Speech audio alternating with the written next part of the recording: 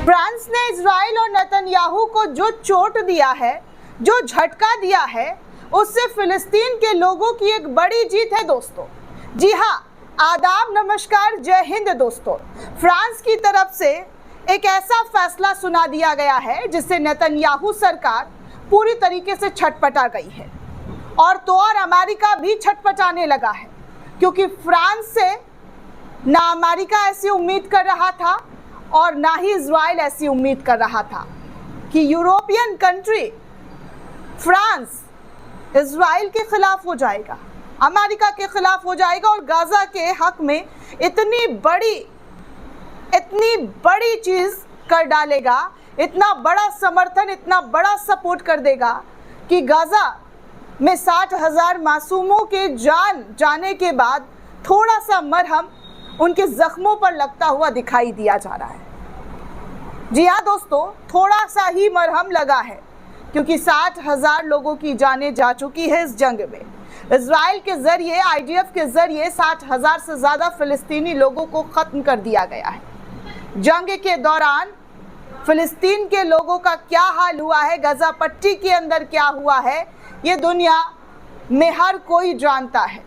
जो नहीं जानता है वो सबसे बड़ा गजा का, फिलिस्तीन का दुश्मन है, क्योंकि आज दुनिया के हर कोने से फिलिस्तीन के हक की आवाज़ उठाई जा रही है।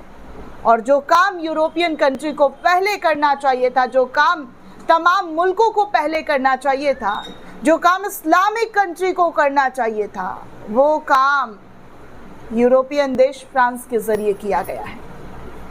सैल्यूट है, सलाम है फ्रांस के राष्ट्रपति को, प्रधानमंत्री को, वहाँ की जनता को कि इतना बड़ा कदम गाजा निवासियों के लिए, फिलिस्तीन के हक में उसने ऐसा फैसला लिया।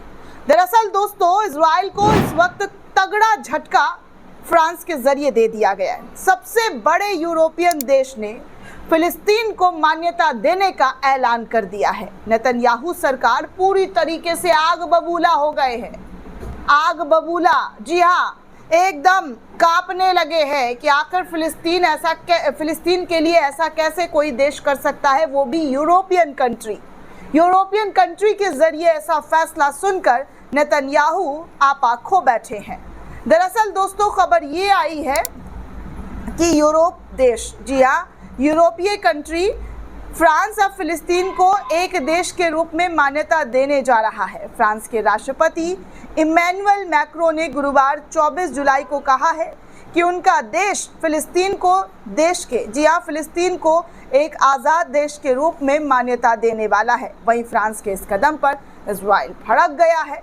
ये घोषणा ऐसे समय में हुई है दोस्तों जब गाजा में युद्ध के चलते लोग भूख से मर रहे हैं। मैक्रो ने सोशल मीडिया प्लेटफॉर्म एक्स पर इसकी खुद जानकारी देते हुए बताया है कि वो सितंबर में संयुक्त राष्ट्र महासभा में इस फैसले को औपचारिक रूप देने वाले हैं।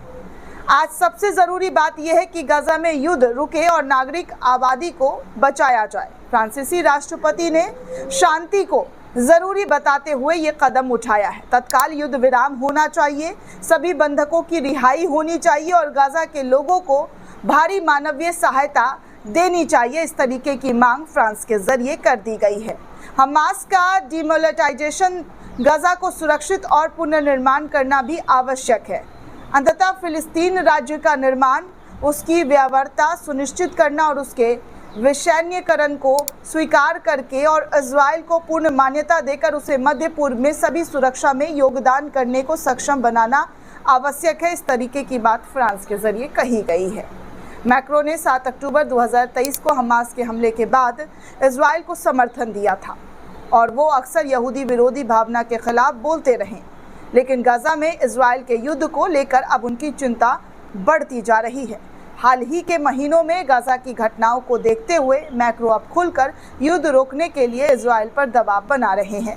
फ्रांस फिलिस्तीन को मान्यता देने वाला सबसे बड़ा और सबसे शक्तिशाली यूरोपियन देश है।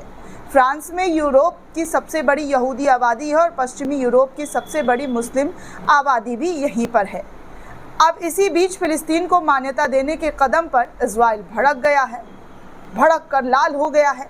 इजराइल के उप प्रधानमंत्री यारीब लेविन ने गुरुवार को फिलिस्तीन राज्य को मान्यता देने के बाद फ्रांस के फैसले की कड़ी आलोचना की है और इसे फ्रांसीसी इतिहास पर एक काला धब्बा बता दिया है और आतंकवाद को सीधा मदद करने जैसा बताया है।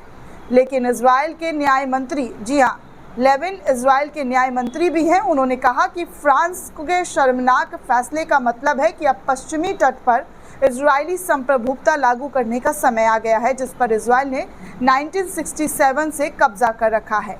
इस तरीके की बातें उनके कानून मंत्री के जरिए कही जा रही है। वहीं दूसरी तरफ दोस्तों, फ्रांस के इस फैसले से अमेरिका भी कुछ इसी प्रकार भड़कता हुआ नजर आ रहा है। दरअसल अमेरिका ने फिलिस्तीन को लेकर फ्रांस के राष्ट्रपति इमैनुअल मैक्रों के फैसले को सख्ती से खारिज कर दिया है। अमेरिका के विदेश मंत्री मार्को रूबियो ने सोशल मीडिया प्लेटफॉर्म एक्स पर लिखा है कि संयुक्त राष्ट्र महासभा में फिलिस्तीन को राष्ट्र का मान्यता देने को लेकर इमैनुअल मैक्रों की योजना को अमेरिकी सख्ती से खारिज करता है। अमेरिका इन तमाम चीज़ों को नहीं मानता है। उन्होंने लिखा कि ये गैर जिम्मेदाराना फैसला है और अब हमास के प्रोपेगेंडा को बढ़ावा फ्रांस के जरिए दिया जा रहा है। ये अशांति बढ़ाएगा। ये 7 अक्टूबर के हमले के पीड़ितों के लिए एक तमाचे जैसा है जो फ्रांस के जरिए किया गया है। राष्ट्रपति इमैनुअल मैक्रों ने गुरुवार को कहा है कि उनका देश फिलिस्तीन को इसी साल सितंबर से आधिकारिक तौर पर मान्यता दे देगा। राष्ट्रपति मैक्रों ने सोशल मीडिया प्लेटफॉर्म पर इस बात की खुद पुष्टि की है और जानकारी देते हुए हर तरफ इस तरीके की बात की है। कहा है कि इसकी औपचारिक घोषणा न्यूयॉर्क में संयुक्त राष्ट्र महासभा के सत्र में की जाएगी।